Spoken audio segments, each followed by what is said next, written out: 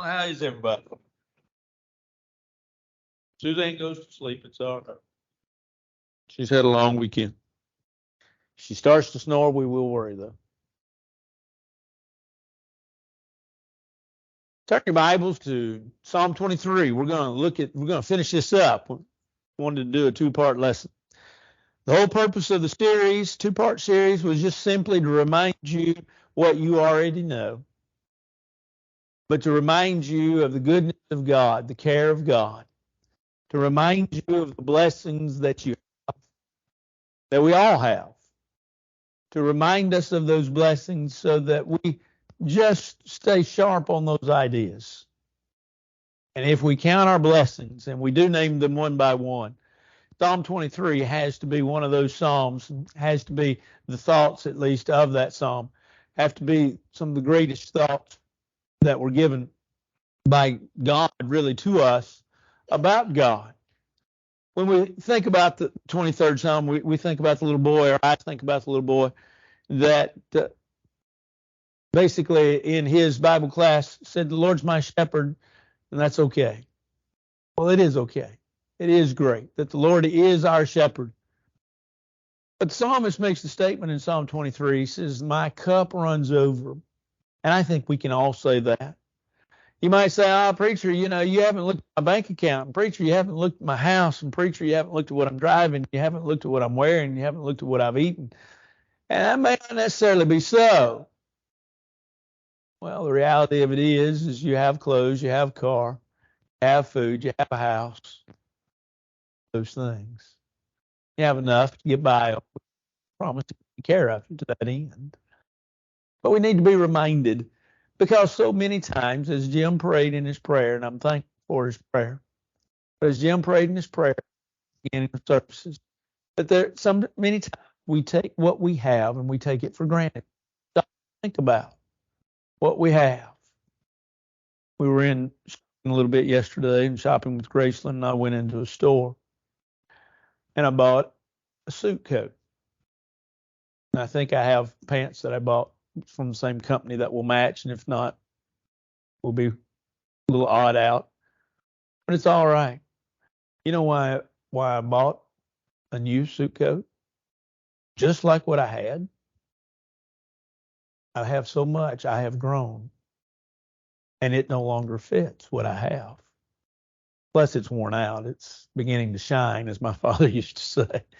And so it's to that end. But we're blessed. Our cup does run over, especially with God and the blessings that he has. And then we begin tonight in verse 4, in which the psalmist says, yea, though I walk through the valley of the shadow of death, I will fear no evil.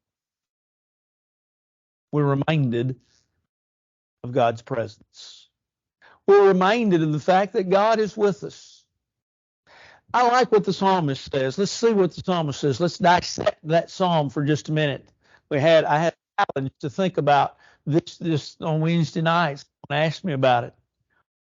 And I appreciated the thought because it gave me more food, if you will, to think about. But David says, yea, though I walk through the valley of the shadow. We often think about, well, David is talking about death. But really, the Hebrew terms that are translated shadow of death just simply mean despair. And though I walk through the valley of despair, though I walk through some of the deepest, darkest problems and time in my life, and I got to thinking about that. That was part of the thought that I was challenged with Wednesday night. I don't know when David wrote this psalm. I had a guy several years ago came up to me, and he taught a Wednesday night class, and he said, Paul, he said, I'm going to teach a Wednesday night class on the book of Psalms, and I'm going to put them all in order, and I'm going to put them all in David's life. And I said, good luck. And he said, what? I said, you can't do it. Well, yeah, the superscriptions. And I said, superscriptions are, first of all, man put them in somewhere, and they don't tell you the time. He said, yeah, I can do it. I said, okay. 2 weeks later, he came back. He said, you're right. We don't know when he wrote it. But I got to thinking about and I didn't go back and just go through all of, say, 1st, 2nd Samuel, but I thought about, David walked through some valleys. Death of parents. It's a valley. The time in which his good friend Jonathan was killed. That's a valley. The time in which Saul came after him, really for no reason at all. That's a valley. The time in which he is in the cave in En-Gedi, and he could have killed Saul, but he chose not to. And he cut off a part of his cloak, and he showed it to him at a distance. And Saul admitted that David was greater than him because David didn't take his life, but that was a valley. And I'm sure that there were times in which he was king in which there were valleys that he went through. And so this does not help us time-wise, and there's really no answer to when David wrote this psalm. But he tells us that when I went through some of the deepest, darkest, terrible times in my life, most terrible times in my life, he says, you were there. You were there. You were present. You were beside me. You were with me. It's interesting that one individual that I read this week made a statement. They said, and I see it, but I don't see it, but it's an interesting thought. And that thought is that in the first 3 verses of Psalm 23, the Lord is pictured as being a true shepherd leading the sheepfold, walking in front. And now all of a sudden the shepherd is beside us. No longer leading us to the point of pushing us, but walking with us and help us. While the promise has been made countless times of God's presence in the Bible, the fact that I'll never leave you nor forsake you, that I'll always be with you, is a promise that we can count on, that we know that God's there. While Paul would make the statement in 2 Corinthians chapter 1, verses 9 and 10, that we have the sentence of death in ourselves because we trust in ourselves. He goes on to say, but we will trust in the living God, who's the Savior of all mankind. And the reason being because God's there. We may sometimes doubt. We may sometimes wonder. We may sometimes feel as if we've been neglected. Think about Jesus on the cross. Eloi, Eloi, lama sabachthani. My God, why have you forsaken me? I'm sure, though, when Jesus said that under the excruciating pain of the cross, that he had remembered probably just a few days before when he cried out in much the same way. And he says that he wanted to be glorified. And it's that voice of God from heaven that reassured Jesus, in which he said, I have both glorified it, talking about his name, and I will glorify it. You see, I'm sure Jesus was thinking about that, but yet at the same time, too, he felt forsaken. Why? He was in the valley of despair. We've been there. We've done that. We have experienced that. We have the shirt. We have the hat. We have it all that says, yeah, man, I've been there. And we wondered about God. And David says, I don't have to wonder about God. Though I walk through the valley of despair, God's with me. And then he goes on and finishes the last part of verse 4, for your rod and your staff, they comfort me. How about the fact that we can take comfort in God's involvement? We call them, in this day and age, we call them helicopter parents. They're the parents that annoy school teachers to death. They're the parents that are always there. They're the parents that are always involved. And when school teachers, especially in the elementary age, not maybe so much in high school. In high school, they don't really care. But no, they do care. They do care. But you have those parents, why did little Johnny, miss this one? And why did little Johnny get in trouble for this? And why, you got a bad kid? No, you can't say that. You want to, I'm sure, but you can't say that. But we have those types of parents, always there. What about God? God is involved in our life. You see, we have his presence promised in verse 4, but think about it. Your rod and your staff. I showed this picture to Graceland last night. She was amused by it for about a second. But it's really the idea that you have to stop and think about. The rod. Rod was often like this picture, a stick, if you will, often carried in the waistband of the outer garment in which the shepherd wore. Sometimes it could be several feet long and sometimes just a few feet. It was to ward off any animal danger or any danger that was to come with regards to the sheep. It was used sometimes to hit, to beat, sometimes to throw, sometimes to poke. The idea then of a staff, though, is a little different. It's like what we think of a shepherd's rod, the long staff with the hook on the end. And that also was used to defend the sheep, but it was also in case the sheep got away or maybe fell down into a crevice or maybe a little off the mountain, that they could use that hook and hook that sheep and pull that sheep up to them. Think about the fact that the shepherd doesn't just leave the sheep. He's present with them. And he's always protecting them. He's always involved in the protection and the care of the sheep.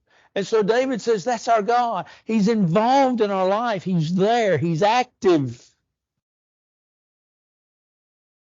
He's watching over us. He's the fact that we studied here not long ago, Joshua 24. Choose you this day whom you will serve. They had the opportunity to choose. We have to understand the true involvement of God in our lives. We may not understand the providence of God. We may not understand the workings of God in this day and age. But we don't have to understand it to appreciate it and to know that it's really there. James reminds us in James 4 that we ought to say, if the Lord wills, we shall do this or that or the other, to paraphrase. You see, we often get tied up. I'm going to do this and I'm going to do that. And James is just simply reminding us there is another party involved in all of this. He's not making us do anything. He's not overriding our decisions. He's not telling us, here's the decisions that you have to make. He's using our decisions. And like I say, you may not understand how all that works. I don't understand how all of it works. That's all right. David says, here's the promise. He's involved in your life. You can say, if the Lord wills. You can understand and not only say it, but you can know that he's there involved in it. We looked at Ruth this morning, and Ruth was a great example. If you stop and just think about it for just a minute, how is it that when Ruth, in Ruth chapter 2, went out into the field to harvest, or to glean, if you will, for her and for Naomi, how is it that she just so happened, if you will, ended up in Boaz's field? Kinfolk. Some would sit back and say, well, it just happened. It's just good luck. It's just good fortune. Somewhere, somehow, God was involved. It was the providential care of God. They got it all worked out. God was there. Look in the life of Joseph. God was there. God is not just there, but he's actively participating in our lives. And we need to be thankful for that. We need to be reminded. It was about 1980 at the Olympics that Derek Redmond, representing Great Britain in the 400-meter race, Everyone thought he was the shoe-in to win the gold medal. Hello. That wasn't the Holy Spirit, by the way. and as he was running the race, the semifinal race, he pulled up with a hamstring. Couldn't go. He had gone, I think, about 100 meters or so of the 400. So all of a sudden, out from the crowd, out from the stands, burst this individual. The commentators were unsure who this individual was, but they know that he went up to Derek Redmond and he put his arm around him, and Redmond put his arm around him, and they found out it was his father. And Redmond's father, when he came to the track, he said, "We started this together and we'll finish it together." Now, Redmond ended up healing up, and in '84, he did get his gold medal. But that's God in our life as well. And so the psalmist reminds us, take comfort in God's involvement in your life. But then next, we're reminded to look for God's sanctuary. Look at what he says in verse 5, the first part. You prepare a table before me in the presence of my enemies. There's several thoughts with regards to this, and you can read several different books. You can read Philip Keller on The Lord is My Shepherd. You can read, there's 2 or 3 others that are out there that are really good.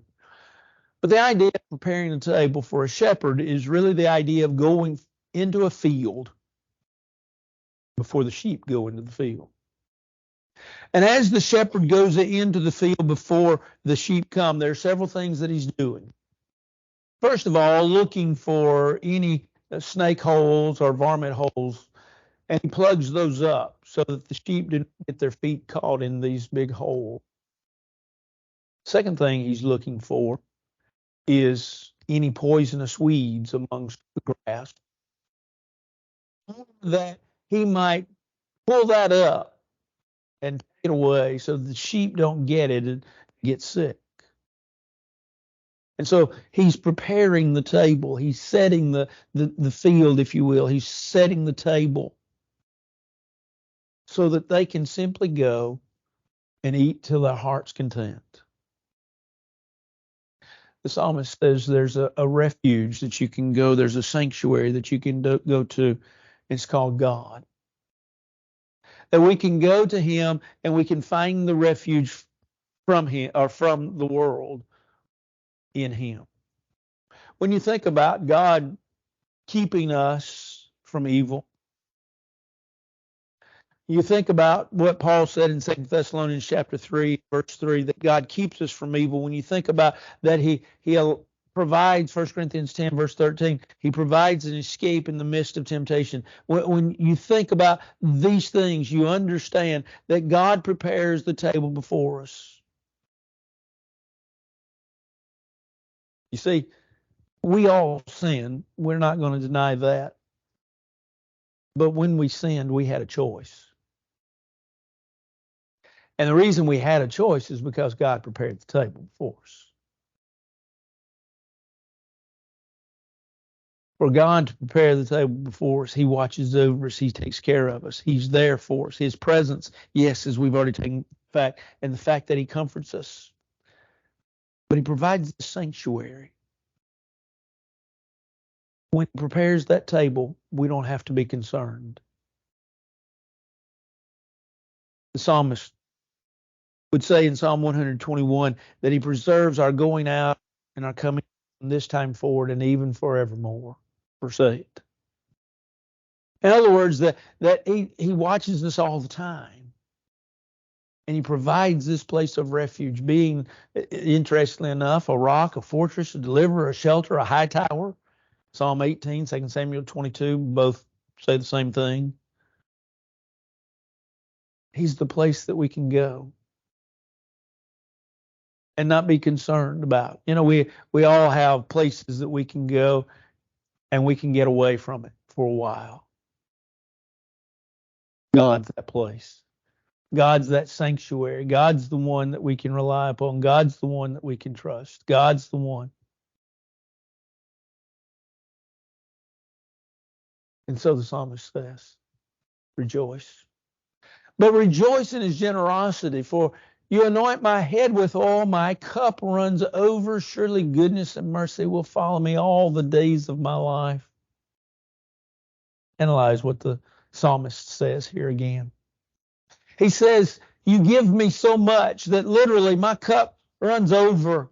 You anoint my head with oil. Why would they anoint the head? Well, it could be several different reasons. It could be celebratory or it could be preparatory. In other words, it could be preparing for something or it could be celebrating an event. But notice that the psalmist says, when you anoint my head with oil, it's not with just a little bit. He says, you anoint it to the point in which my cup runs over. When God does anything, he does it in abundance. When he takes care of us, when he shelters us, when he watches over us, when he nourishes us, or back to health, nurses us instead of nourishes, but nurses us back to health. He does such with great generosity. It's not just a little bit. It's not just enough. It's not just enough to get you through. It's that and then some. It's more than enough. And then he goes on in verse 6 and he says, surely goodness and mercy. God's goodness and God's mercy. God is a generous God. The Bible plainly tells us of the goodness of God. In Psalm 33, the psalmist reminds us in verse 5 that the earth is full of God's goodness. And he also reminds us in Psalm 118, verse 25, oh, give thanks unto the Lord, for he is good. The goodness of God is that he provides. The goodness of God is that he gives. The goodness of God is that he opens up the hands, pours out bountiful blessings. I love that passage. I've used it before here, but I love the passage of Malachi chapter 2, verse 10, where the prophet, using the words of God, tells the children of Israel to bring their sacrifices, to bring their gifts to God and give them to God.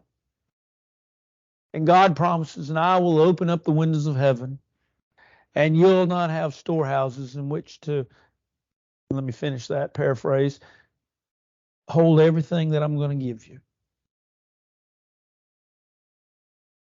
God blesses bountifully. Now, sometimes we look at that and we say, well, God is good, but how come everyone doesn't have everything? Well, God in some ways explains that in the parable of the talents, 5, 2, and 1, and each one was given according to his ability, right? That's all we can handle. I like the answer of George Washington Carver. George Washington Carver, you probably studied him in school. You remember he was an individual, he's a black man that was a teacher, really down-to-earth individual that came up with thousands of uses for peanut butter, peanuts. Someone asked him, said, how in the world did you do that? He said, well, I asked God to give me the answer to the universe. And he said, I wasn't sufficient to handle that, but I could handle the peanut. God's goodness is bountiful. And while we don't all have those blessings that everybody else has, we don't have everything, we can truly say God's good because of what we do have. You see, we often look at what we don't have, we look at the bad, we look at what everybody else has, and instead of looking at what we have. I was thinking about the story of a young man that had gone to school, had studied botany plants, and he had worked in sort of a garden. And he began to notice that he was not noticing the beautiful flowers. And he began to think about and try to analyze why it was that he was not seeing the beauty of the garden that he had always seen. And then it came to him, it dawned on him, why? His job was to go in and anything that was dead, flower-wise, take it off. Anything that needed pruning back, that looked ugly, was not shaped, he was to cut it off. In other words, he was looking for the imperfections to make it perfect. And he said, when I started looking for those things, but I changed my attitude to understand that once I finished, I stepped back and spent time looking at what I had done and looking at what had been accomplished. He said, then I began to once again see the beauty that God had given to man. Well, there's a wonderful story there, isn't it? To take a step back and look at, as the psalmist did here, the goodness, and notice what he says, surely goodness and mercy, the undeserved favor of God. The mercy that provides, the mercy that gives. And notice that David goes on to say, will follow me all the days of my life. It is something that will always be with me. It's not a vacation time. There's not a time in which it won't be. And at the end, I don't have to worry about whether he's there or not. He's there just as he was at the beginning. And his generosity is just as much then as it is or was in my younger years. It will follow me all the days of my life. And so we are thankful that God does open up the windows. And as he opens up the windows, we have the promise that we can cling to God's promises. And I will dwell in the house of the Lord forever. Now, we've looked at that part of that verse, and we've often thought about, well, that's the idea of we've always got to go to church. We all got to go to church. Church doors are always open. We always got to go to church. Have you thought about it from the standpoint of the fellowship of God? I'll dwell in the presence of God. I'll dwell with God. I'll walk with God. And he will walk with me. I will be with God, and God will be with me. I think that's the way we should look at it. I think we should look at it with the understanding that the fellowship and the favor of God is always there. And we can cling to that promise. You know, we talked a little bit last week about a God that cannot lie. And so therefore, the promises that he makes, he has to keep. But then when you add to that the righteousness of God, that he always has to do what's right. And when he tells us something, then he has to keep that promise. And so whatever promise we hold to, you know, we can literally see that when we think about the rainbow, right? There's always been a discussion, and I suppose in theological circles, there will always be a discussion about the rainbow from the standpoint of, was it a local flood or was it a universal flood?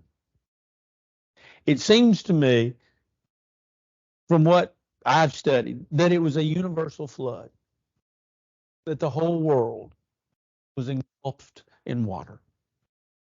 If you want to take the local, that's fine. Understand that man was underwater. But when you think about God put, and you read that account in the book of Genesis, God put the rainbow in the sky. And he put it there as a promise.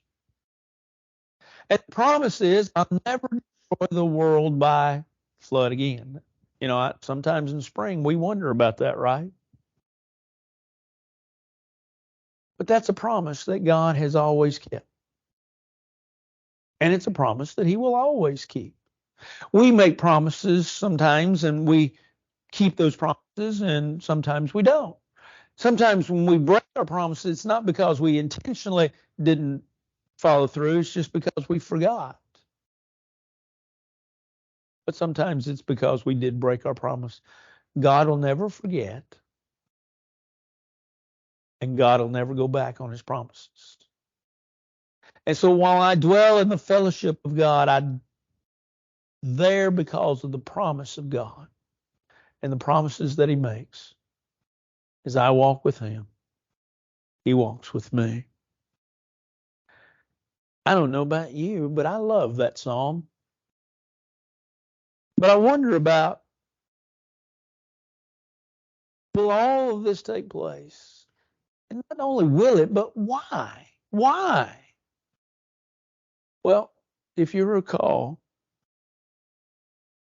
Peter reminds us in 1 Peter chapter 2, we are a chosen generation, a royal priesthood, a holy nation, a purchased people, the New King James says. The word purchased there is interesting because it's the idea of a special. You see, you, I, we are special to God, Peter says.